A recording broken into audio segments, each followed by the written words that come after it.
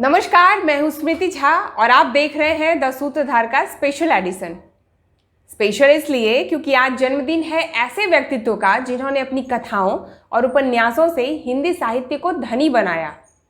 हम बात कर रहे हैं कथा सम्राट मुंशी प्रेमचंद की। मुंशी प्रेमचंद ने भले ही हिंदी साहित्य को धनी बनाया हो, लेकिन उनका निजी जीवन संघर्ष और अकाल में ही व्यतीत हुआ। जन्मदिन विशेष पर पलटते हैं मुंशी जी के जीवन के कुछ पुराने पन्ने।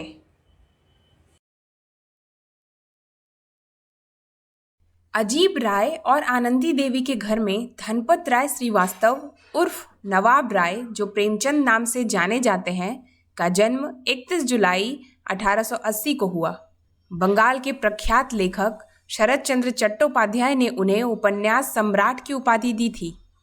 ऐसा इसलिए था क्योंकि मुंशी जी ने अपने जीवन काल में हिंदी लेखन की ऐसी विधा विकसित की जो उनकी मृत्यु के बाद अभी तक हिंदी लेखकों का मार्गदर्शन कर रही है।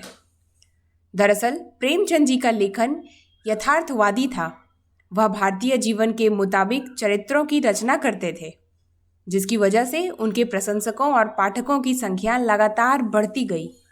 जितने लोगों ने प्रेमचंद की कथाएं और कहानियां उनके जीवन काल में पढ़ी हैं, उससे ज़्यादा लोग उन्हें उनके निधन के बाद पढ़ते आए हैं। उत्तर प्रदेश के वाराणसी के पास लम्ही गांव में पैदा हुए मुंशी प्रेमचंद का बचपन बहुत मुश्किलों में बीता। 7 वर्ष की उम्र में माता को खो दिया और 14 साल की उम्र में पिता को। पूरा बचपन भयंकर गरीबी में बीता।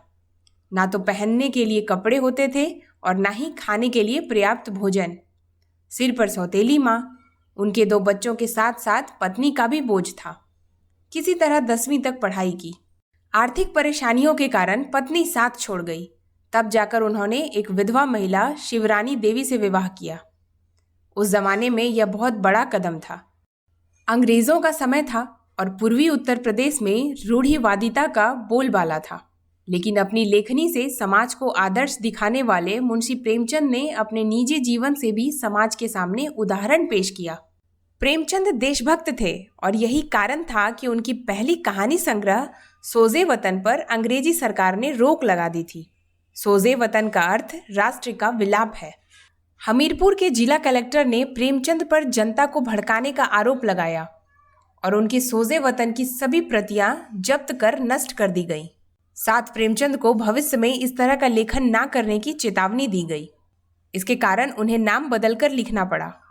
इसके बाद से ही उन्होंने नवाब राय की जगह प्रेमचंद नाम से लिखना शुरू किया।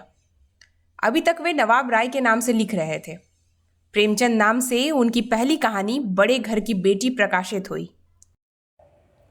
प्रेमचंद हिंदी और उर्दू के सर्वाधिक लोकप्रिय उपन्यासकार, कहानीकार एवं विचारक थे। प्रेमचंद की कई कहानियां ग्रामीण भारत पर हैं। उन्होंने अपनी कहानियों के माध्यम से किसानों के हालात का वर्णन किया है।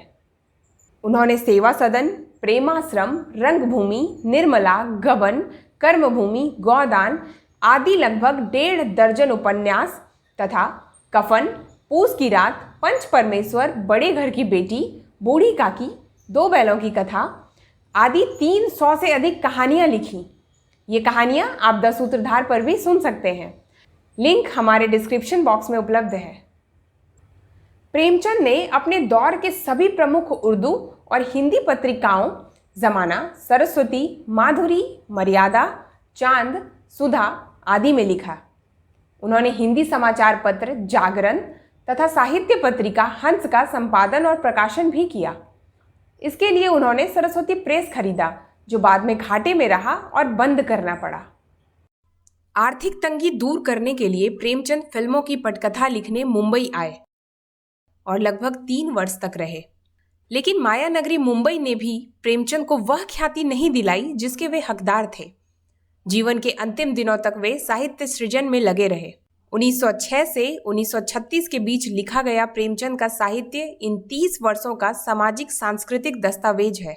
इसमें उस दौर के समाज सुधार आंदोलनों, स्वाधीनता संग्राम तथा प्रगतिवादी आंदोलनों के सामाजिक प्रभावों का स्पष्ट चित्रण है।